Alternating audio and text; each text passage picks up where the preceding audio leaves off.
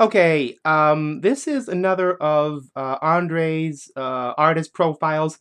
This is going to be quite a bit different than the ones I'm going to be doing because this is an occasion of first for me, actually, that you're seeing here. Now, obviously, at this point, you kind of know what this is, but today is the 77th birthday of Buddy Guy, considered one of the Chicago blues legends.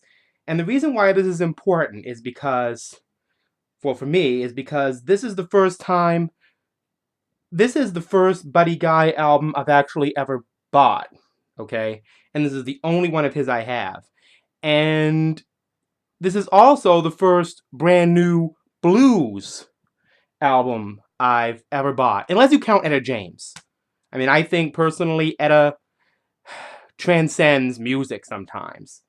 But in a way, Buddy Guy does too. And I had a revelation about Buddy Guy today. You know, obviously he was a young man in his teens studying under the tutelage of Muddy Waters back in the Chicago days. But his style really helped you to understand the link between soul and blues and jazz and funk, you know, with the blues as the base. And he always expanded it outward, but kept that base of the blues. And that's what I appreciate about what he did. And that's why, from what I've heard of him, I wanted to hear this new double album he did.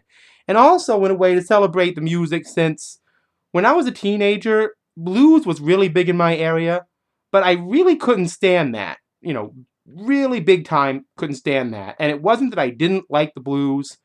I just thought the people who listened to it were listening to it for the wrong reasons, that it was somehow linked with self-pitying emo culture, which I still really big time dislike.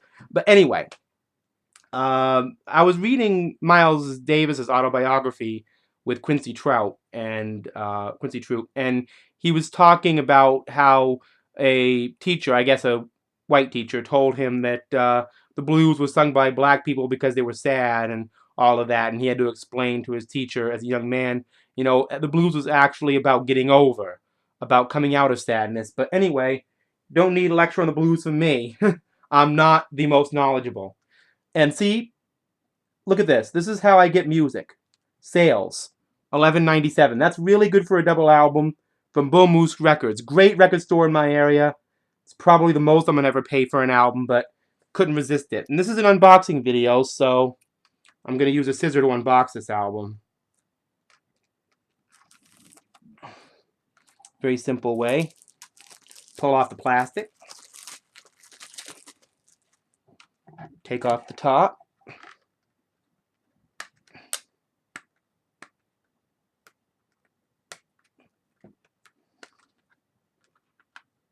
I'm sorry this is taking so long, but I think it'll be worth it when you open this thing up. There we go. That's as open as it's going to get for now. And you open it up, there's the cover. There's Buddy Guy with his guitar. There's the first CD of the album. There's the second disc. Great picture. Another picture. He has his granddaughter with him.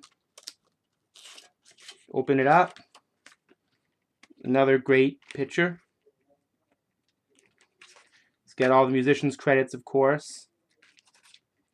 He's kissing the neck of his guitar. Fantastic. And one thing about Bull Moose is oftentimes they give you posters. I've got one from Michael Jackson's Bad 25, Jill Scott's The Light of the Sun, and Miles Davis Live in Europe, 1969 in this size, and I got Buddy Guy.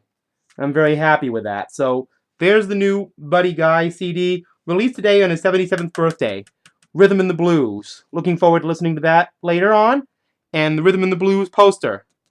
One of the last of the blues legends. And another deep thing about Buddy Guy is that he himself, as a young man, learned from all the blues greats, and now he's taking his time in his own club to play with younger musicians who are inspired by him.